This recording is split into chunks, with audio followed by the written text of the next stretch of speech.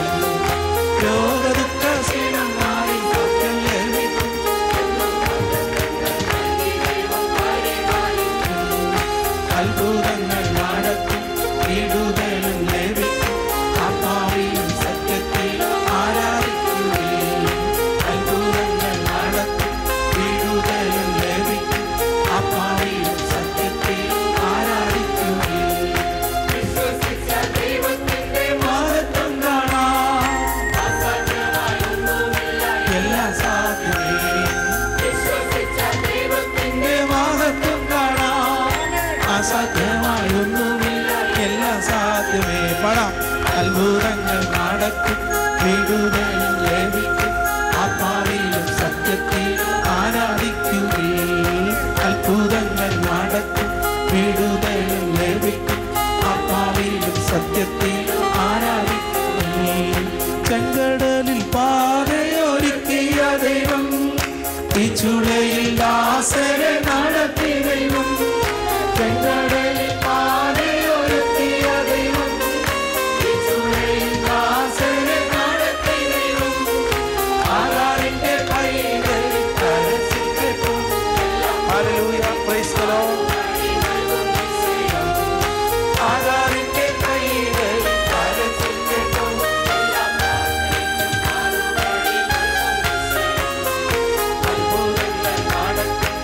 Price the Lord, hallelujah. സത്യത്തിലും ആരാധിക്കുവേ.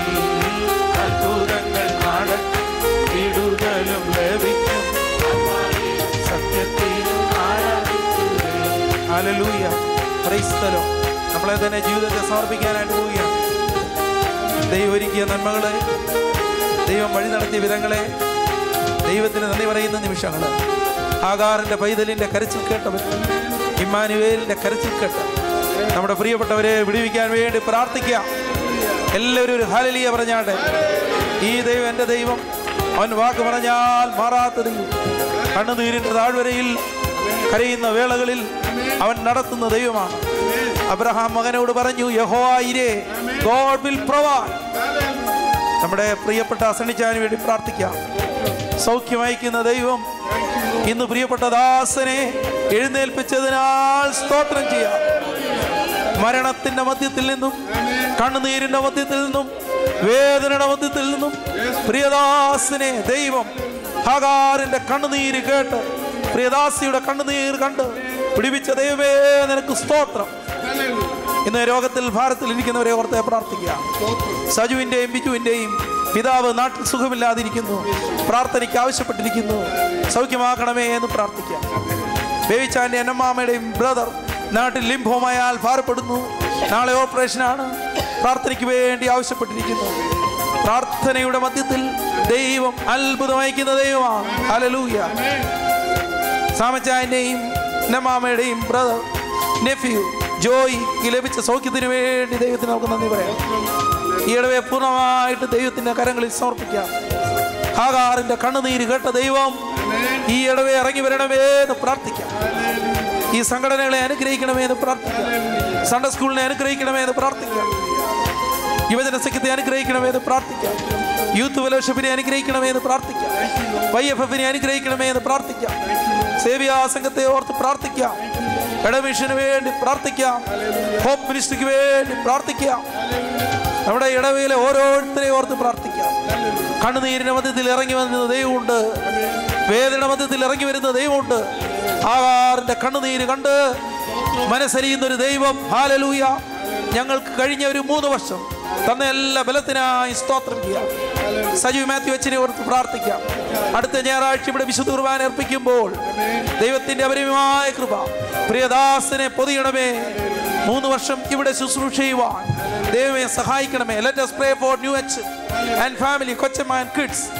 Let's pray for their beautiful ministry here. Oh Lord, bless him. Fill your divine spirit. Then they are able to enjoy the service here, oh Lord. നമുക്ക് ആ വരിയുടെ പാടാം. ചെങ്കടലിൽ പാത ഒരുക്കിയ ദൈവം, ഹാഗാറിന്റെ കണ്ണുനീര് കേട്ട് മനസ്സലിയുന്ന ദൈവം. നമ്മുടെ പ്രാർത്ഥനകൾ സമർപ്പിക്കാൻ വേണ്ടി എല്ലാവരും ഉച്ചത്തിൽ കരങ്ങളടിച്ച് പേരിനോടൊപ്പം പാടിക്കാം.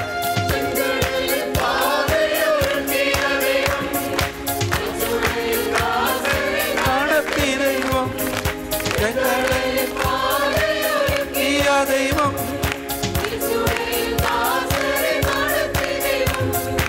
ആകാരിന്റെ കയ്യിൽ കരച്ചിട്ടോ നൽകും നിശ്ചയം.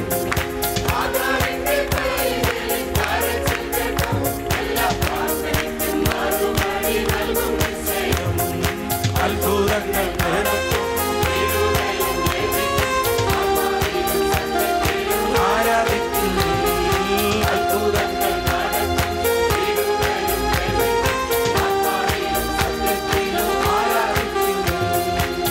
സ്തോത്രം. ഹല്ലേലൂയ. ആരെങ്കിലും ഒരാൾ ഈ വിഷയങ്ങളെ വഹിച്ചുകൊണ്ട് ശക്തമായി ശബ്ദമുയർത്തി എല്ലായിടവും സമർപ്പിച്ചുകൊണ്ട് പ്രാർത്ഥിച്ചാൽ.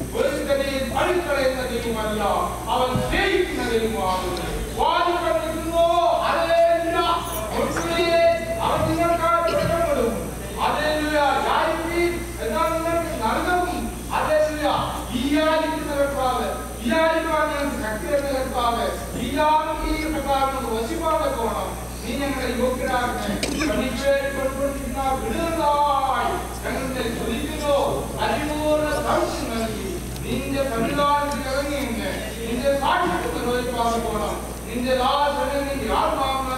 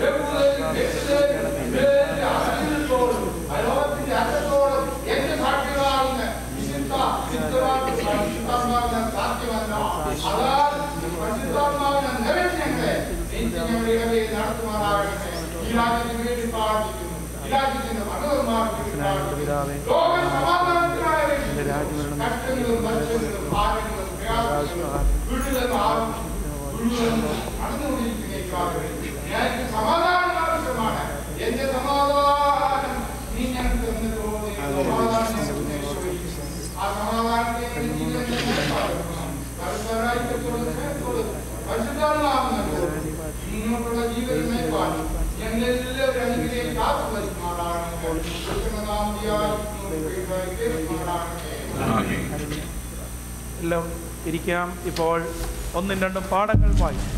First and second lesson.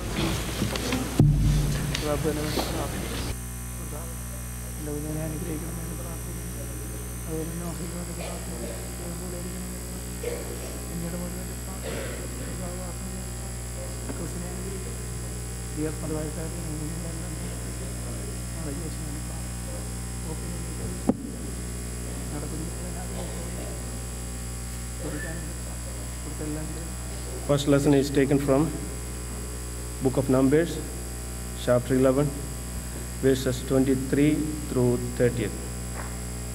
ഒന്നാം പാഠമായി വായിക്കുന്നത് സംഖ്യാപുസ്തകം 11-ാം അധ്യായം 23 മുതൽ 30 വരെയുള്ള വാക്യങ്ങൾ. യഹോവ മോശയോട്, യഹോവയുടെ കൈ കുറുതായിപ്പോയോ? എൻ്റെ വചനം നിവൃത്തിയാകുമോ ഇല്ലയോ എന്ന് നീ ഇപ്പോൾ കാണുമെന്ന് കൽപ്പിച്ചു. അങ്ങനെ മോശയെന്ന് യഹോവയുടെ വചനങ്ങളെ ജനത്തോട് പറഞ്ഞു. ജനത്തിൻ്റെ മൂപ്പന്മാരിൽ 70 പുരുഷന്മാരെ കൂട്ടി കൂടാരത്തിൻ്റെ ചുറ്റിലും നിർത്തി. അപ്പോൾ യഹോവ ഒരു മേഘത്തിലിറങ്ങി അവനോട് അരുളി ചെയ്തു. അവന്മേലുള്ള ആത്മാവിൽ കുറെ എടുത്ത് മൂപ്പന്മാരായ ആ 70 പുരുഷന്മാർക്ക് കൊടുത്തു. ആത്മാവ് അവരുടെ മേൽ ആവസിച്ചപ്പോൾ അവർ പ്രവചിച്ചു. പിന്നെ അങ്ങനെ ചെയ്തില്ല താനും. എന്നാൽ ആ പുരുഷന്മാർ രണ്ടുപേർ പാളയത്തിൽ തന്നെ താമസിച്ചിരുന്നു. ഒരുത്തനെ എൽദാദെന്നും മറ്റവനെ മേദാദെന്നും പേര്. ആത്മാവ് അവരുടെ മേലും ആവസിച്ചു. അവരും പേരെഴുതിയവരിലുള്ളവരായിരുന്നു, എങ്കിലും കൂടാരത്തിലേക്ക് ചെന്നിരുന്നില്ല. അവർ പാളയത്തിൽ വെച്ച് പ്രവചിച്ചു. അപ്പോൾ ഒരു ബാല്യക്കാരൻ മോശയുടെ അടുക്കൽ ഓടിച്ചെന്ന് എൽദാദും മേദാദും പാളയത്തിൽ വെച്ച് പ്രവചിക്കുന്നുവെന്ന് അറിയിച്ചു. അപ്പോൾ നൂൻ്റെ മകനായി ബാല്യം മുതൽ മോശയുടെ ശുശ്രൂഷക്കാരനായിരുന്ന യോശുവ, എൻ്റെ യജമാനായ മോശയെ അവരെ വിരോധിക്കണമേ എന്ന് പറഞ്ഞു. മോശ അവനോട്, എന്നെ വിചാരിച്ച് നീ അസൂയപ്പെടുന്നുവോ? യഹോവയുടെ ജനമൊക്കെയും പ്രവാചകന്മാരാകുകയും യഹോവ അതിൻ്റെ ആത്മാവിനെ അവരുടെ മേൽ പകരുകയും ചെയ്തെങ്കിൽ കൊള്ളാമായിരുന്നു എന്ന് പറഞ്ഞു. പിന്നെ മോശയും ഇസ്രായേൽ മൂപ്പന്മാരും പാളയത്തിൽ വന്നു ചേർന്നു. ഈ വചനങ്ങളാൽ ദൈവം നമ്മെ ഏവരെയും അനുഗ്രഹിക്കുകയും വഴി നടത്തുകയും ചെയ്യുമാറാകട്ടെ. രണ്ടാം പാഠമായി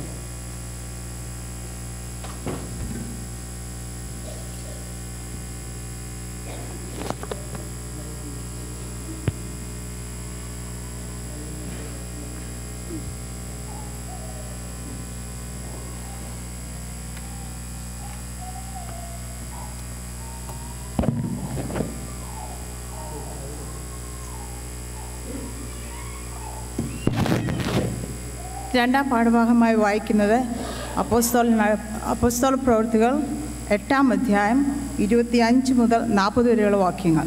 The second lesson is taken from Acts of the Apostles, chapter 8, verses 25 through 40. അവർ കർത്താവിൻ്റെ വചനം സാക്ഷീകരിച്ച് പ്രസംഗിച്ച ശേഷം ശമര്യക്കാരുടെ അനേക ഗ്രാമങ്ങളിൽ സുവിശേഷം അറിയിച്ചുകൊണ്ട് യെരുശലേമിലേക്ക് മടങ്ങിപ്പോയി. അനന്തരം കർത്താവിൻ്റെ ദൂതൻ ഫിലിപ്പോസിനോട്, നീ എഴുന്നേറ്റ് തെക്കോട്ട് യെരുശലേമിൽ നിന്ന് ഗസയ്ക്കുള്ള നിർജ്ജനമായ വഴിയിലേക്ക് പോക എന്ന് പറഞ്ഞു. അവൻ പുറപ്പെട്ടു ചെന്നപ്പോൾ കന്ദക്ക എന്ന എത്യോപ്യ രാജ്ഞിയുടെ ഒരു ഷണ്ണനും മഹാനും അവളുടെ സകല ഭണ്ഡാരത്തിനും മേൽവിചാരനുമായ ഒരു എത്യോപ്യനെ കണ്ടു. അവൻ യെരുശലേമിൽ നമസ്കരിപ്പാൻ വന്നിട്ട് മടങ്ങിപ്പോകയിൽ തേരിലിരുന്ന് യെശയ്യാ പ്രവാചകൻ്റെ പുസ്തകം വായിക്കുകയായിരുന്നു. ആത്മാവ് ഫിലിപ്പോസിനോട്, നീ അടുത്ത് എന്ന് തേരിനോട് ചേർന്ന് നടക്ക എന്ന് പറഞ്ഞു. ഫിലിപ്പോസ് ഓടിച്ചെല്ലുമ്പോൾ യെശയ്യാ പ്രവാചകൻ്റെ പുസ്തകം വായിക്കുന്നത് കേട്ട്, നീ വായിക്കുന്നത് ഗ്രഹിക്കുന്നു എന്ന് ചോദിച്ചതിന്, ഒരുത്തൻ പൊരുൾ തിരിച്ചു തരാഞ്ഞാൽ എങ്ങനെ ഗ്രഹിക്കും എന്ന് അവൻ പറഞ്ഞു.